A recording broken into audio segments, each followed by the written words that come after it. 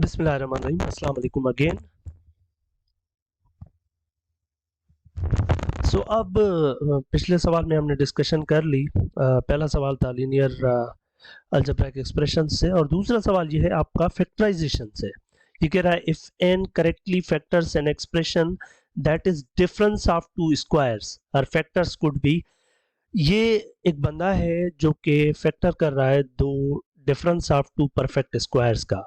तो इसका मतलब है कि दो परफेक्ट स्क्वायर है, एक स्क्वायर है और दूसरा भी उस कोई और है, नंबर है कोई उसका स्क्वायर है। चलें इसको मैं थोड़ा और बना लेता हूँ किस और फॉर्म में, इस फॉर्म में इनका स्क्वायर है।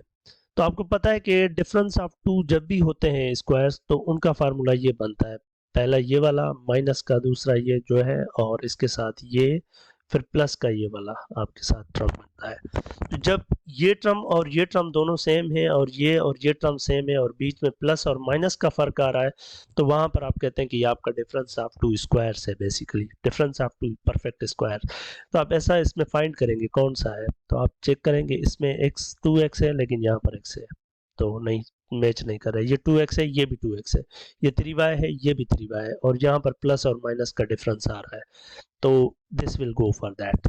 लेकिन यहाँ इस सवाल से आपको टेक अवे मैसेज क्या मिलता है कि आपको फैक्टराइजेशन ऑफ अलजेब्राइक एक्सप्रेशंस आनी चाहिए। फैक्टराइजेशन, तो फैक्टराइजेशन के अंदर मेनली तीन चार मेथड हैं। एक तो आप फैक्टराइजेशन करते हैं बाय टेकिंग कॉमन, जस्ट जो सिंपल होता है, बाय टेकिंग कॉमन, कॉमन लेकर आप एक करते हैं। और दूसरा आपके पास होता है by difference of two squares, ये जो हम कर रहे हैं difference of two squares, two perfect squares भी लोग कहते हैं।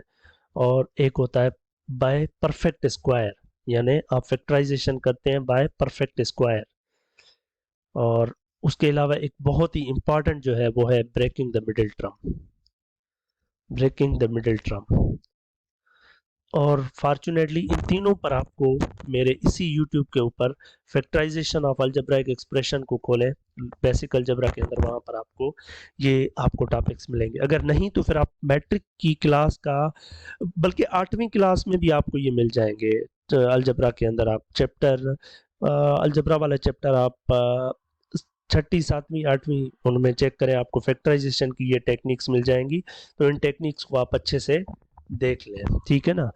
तो I think you must see this factorization is going to be important. Okay, चलें अब हम नए जो है वो सेक्शन के अंदर आ चुके हैं जो कि लीनियर एंड क्वाड्रेटिक इक्वेशंस। तो भाई quadratic linear equation and one variable है, बेसिकली ये linear equation and one variable. इसके ऊपर भी इसी चैनल के बेसिक अलजेब्रा के कोर्स के अंदर आपको टेक्निक्स बताई गई हैं कि कैसे सॉल्व करेंगे। अब इस तरह का ये जो सवाल है ना, इक्वेशन का जब भी सवाल है तो उसको दो तरीकों से किया जा सकता है। एक तो ये है कि इसको आप करें सॉल्व, ठीक है ना, 2x/3 equal to 15x minus 3 divide by 21। आप इसको सॉल्व करेंगे, देखें जब ये डिनोमिनेटर होता है ना, तो ये एक टेक्निक है लीनियर अलजेब्रा के अंदर। तो आपको ये पता होना चाहिए कि एक linear equation and one variable को कितनी टेक्निक से सॉल्व किया जाता है, और वो मैंने आपको डिस्कस की हुई है ये टेक्निक्स, आप जाकर वहाँ देख सकते हैं। एक टेक्निक ये है, जब आपके पास डिनोमिनेटर आ रहे हैं तो आप क्या करते हैं, एलसीएम लेते हैं सारों की। तो 7 3 21 इनकी एलसीएम होती है 21। फिर आप इन सारे टर्म्स को 1 बाय 1 21 से मल्टीप्लाई करते हैं। एक तरीका ये होता है, और भी बहुत सारे तरीके हो सकते हैं। तो आप इसको जब 21 से मल्टीप्लाई करेंगे 1/7 को भी, और 21 से आप इसको भी मल्टीप्लाई करेंगे 2x/3 को, और फिर इस पूरे टर्म को भी 15x माइनस 3/21 इसको भी आप मल्टीप्लाई करेंगे 21 से। तो जैसे ही आप ये मल्टीप्लिकेशन परफॉर्म करेंगे तो आपके पास ये टेबल जाएगा 3 टाइम्स, ये टेबल जाएगा 7 टाइम्स, और ये 21 को खा जाएगा। तो यहाँ पर आपके पास आ जाएगा 3 + 7 to the 14x equal to, ये ख़त्म हो गया, ये 15x माइनस 3 हो गया। अब जब यहाँ पर इस जगह पर आ जाते हैं तो हम वेरिएबल्स वाले सारे एक साइड पे रखते हैं और कांस्टेंट दूसरी साइड। तो ये 3 माइनस का इस साइड आ जाएगा, प्लस का हो जाएगा। 15x अपनी जगह पर ही, या ये यहाँ पर माइनस का है, इस प्लस का इस साइड आकर माइनस का हो जाएगा। तो ये 6 जो है यहाँ पर x रह जाएगा, तो x की वैल्यू जो है वो 6 है, तो लिहाजा ये आपका आंसर होगा।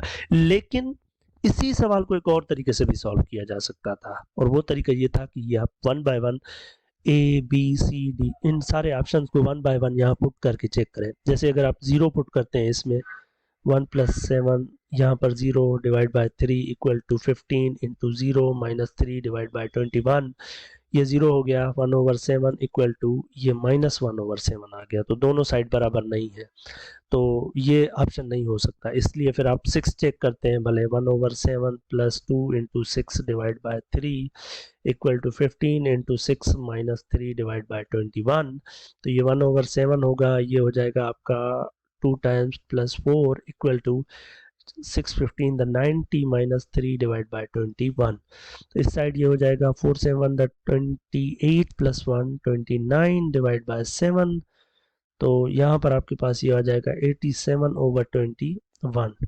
तो अब आप अगर टेबल लगाएं इन दोनों के ऊपर 3 का, तो यहाँ पर आपका टेबल जाएगा 7 टाइम्स और यहाँ पर आपका टेबल जाएगा 29 टाइम्स।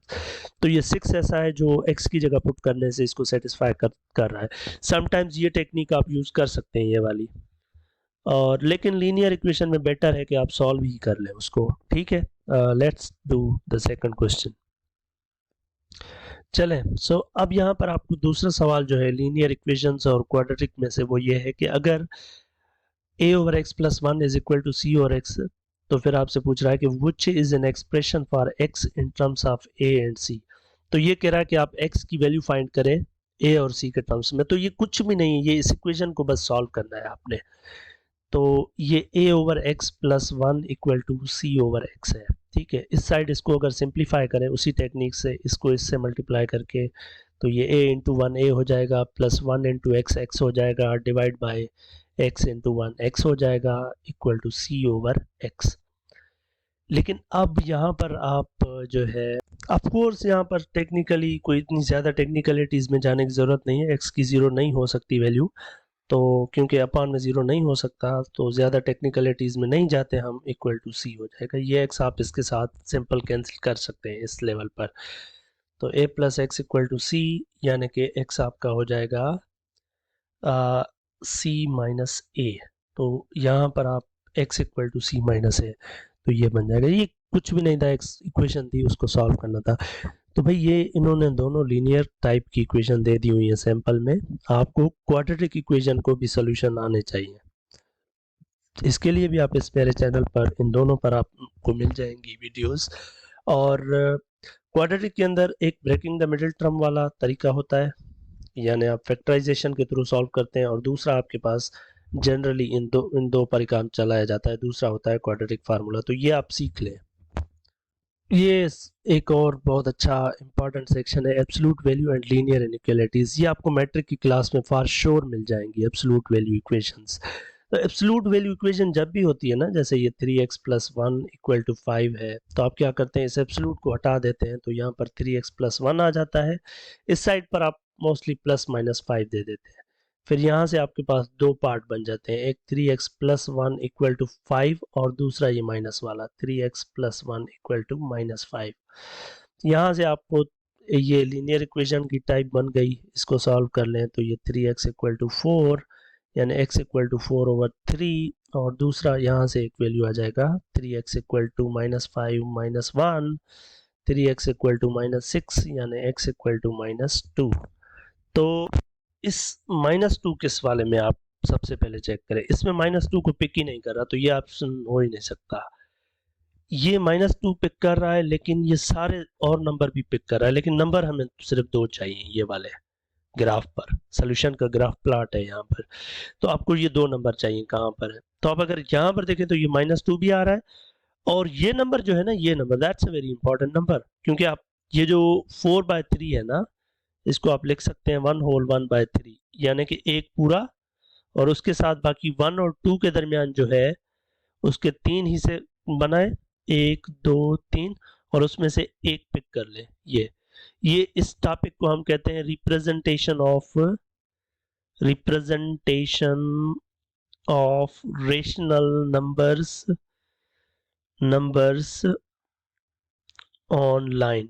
तो ये आपके पास ये रह जाएगा इसमें।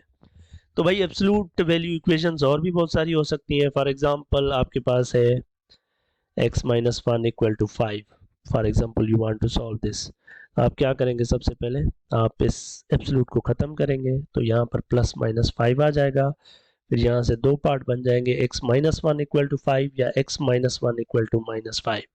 यहाँ से आपके पास 5 प्लस 1 आ जाएगा और यहाँ से आपके पास माइनस 5 प्लस 1, ये x इक्वल टू 6 या फिर x इक्वल टू माइनस 4 आ जाएगा। तो आपके पास ये दोनों सोल्यूशन में आ जाएंगे। ग्राफ में अगर देखेंगे तो यहाँ 0 है, 1 2 3 4 5 6 आ जाएगा, और माइनस 4 माइनस 1 माइनस 2 माइनस 3 और ये माइनस 4, ये दोनों आ जाएंगे आपके पास। ठीक है। अच्छा, अब यहाँ पर ये सवाल है कि which number is not member of solution set of this inequality. जैसे इस सेक्शन में आप सीख रहे हैं absolute value and linear inequalities. तो लीनियर इनइक्वालिटीज आपको क्रेश मैनुअल होता है आईबीए का ना, जो उसमें बहुत अच्छी उसके एग्जांपल्स हैं, वहां से आप तैयारी करें इसकी। तो अब इसका सवाल का जवाब कैसे दिया जा सकता है? सबसे पहले एक तरीका स्ट्रेट फॉरवर्ड ये है कि इसको आप सॉल्व करें। 4x greater than equal to 18 है, तो आप x greater than equal to 18 by 4 करेंगे, यानी x आपका greater than equal to 9 by 2 है। 9 बाय 2 का क्या मतलब है कि आपका 4.5 से बड़ा, 4.5 से कोई भी बड़ा नंबर इसके सेट में आ जाएगा। अब देखेंगे 4.5 से छोटा नंबर कौन सा है, ये भी 4.5 से बड़ा है तो ये भी सोल्यूशन में आ जाएगा, ये भी बड़ा है, ये भी बड़ा है। ये 4.4 ऐसा नंबर है जो 4.5 से छोटा है, तो इसलिए ये आपका सोल्यूशन सेट में नहीं है और ये आपका राइट आंसर है। ठीक है।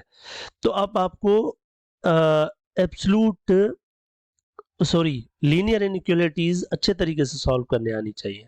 और दूसरा इसका तरीका ये हो सकता था कि आप वन बाय वन इसके अंदर ये पुट करें और देखें कौन सी इनमें से सेटिस्फाई कर रही है, लेकिन वो लेंथी हो जाएगा, तो आप इसको ऐसे ही सॉल्व करके बस पिक करें। ठीक है ना। और इनइक्वालिटी जब भी होगी उसमें जो है सोल्यूशन जो है वो एक बहुत सारे नंबर्स का सेट बनेगा, लीनियर इनइक्वालिटी के केस में मोस्टली। सो अब हम आ चुके हैं रिलेशंस एंड फंक्शंस के अंदर, और ये रिलेशंस एंड फंक्शंस वाला टॉपिक जो है ये आपका सीधा सीधा मोस्टली इंटरमीडिएट में होगा, आपका एफएससी की बुक में, मैट्रिक में भी आपको मिल सकता है। अब आई डोंट अग्री, इस तरह का सवाल नहीं आना चाहिए था, लेकिन इट्स फाइन। ये कह रहा है कि आपको एक फंक्शन गिवन है f of x equal to x square minus 3, उसकी डोमेन आपको दे रहा है ये। ठीक है। अब इसका अगर ग्राफ देखेंगे या आप इसको एनालाइज करें तो ये इस डोमेन के लिए इंक्रीजिंग फंक्शन है, इसकी वर्टेक्स फॉर्म में हम लोग कन्वर्ट करते हैं, लेकिन ये सवाल मुझे जस्टिफाई नहीं होता हुआ दिख रहा है। ठीक है ना। तो ये एसटीएचपी में नहीं होना चाहिए था, लेकिन इट्स फाइन। ये इसकी वर्टेक्स फॉर्म है, और जो है इसकी जो h वैल्यू है वो 0 है और k वैल्यू -3 है। तो ये जो है इसकी सबसे कम वैल्यू है, मिनिमम वैल्यू है, और h इक्वल टू 0 यानी x इक्वल टू 0 पर आ रही है, तो ये -3 इसकी स्मॉलेस्ट वैल्यू है। दूसरा इसको देखने का तरीका ये है कि क्योंकि ये इंक्रीजिंग फंक्शन है तो इस 0 के ऊपर इसकी मिनिमम वैल्यू होगी, जैसे आगे बढ़ती जाएंगे तो वो आपको ज़्यादा वैल्यू देता जाएगा। तो 0 आप डायरेक्टली इसमें पुट करें तो ये बन जाएगा 0 स्क्वायर -3, तो ये बन जाएगा आपका। लेकिन ये सवाल जस्टिफाइड नहीं है लेकिन इट्स फाइन, एक दो सवाल तो होने चाहिए क्रिटिकल। और इसी सेशन का दूसरा सवाल है कि आपका अगर एफ ऑफ एक्स इसके बराबर है एब्सोल्यूट ऑफ एक्स क्यूब -3 के, तो फिर एफ ऑफ -1 क्या होगा?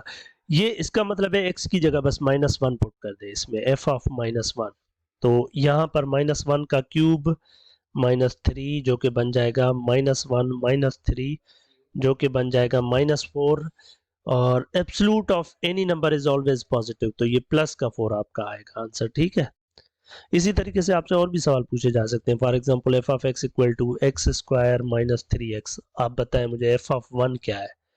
तो आप एफ ऑफ 1 इसका मतलब है कि यहाँ पर 1 पुट कर दें, बस 1 का स्क्वायर -3 इंटू 1, तो ये -2। इस तरह के सवाल आपको मतलब छोटे छोटे फंक्शन से रिलेटेड, इसको आप देख लें फर्स्ट ईयर इंटर की बुक से भी।